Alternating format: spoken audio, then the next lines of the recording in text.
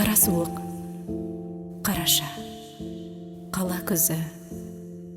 Екі тағдыр көрдім мен ала жүзі. Екі жетім жоқ үйі жоқ азығы.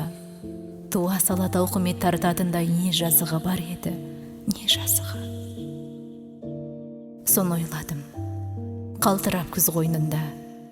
Көп ойладым, оранып мұздай мұңға.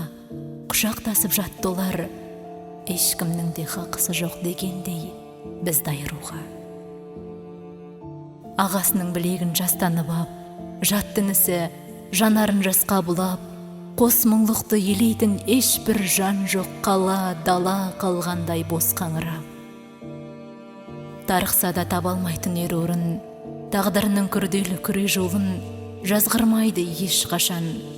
Тас жастықта жатса дағы жұп-жұмсақ жүрек оның.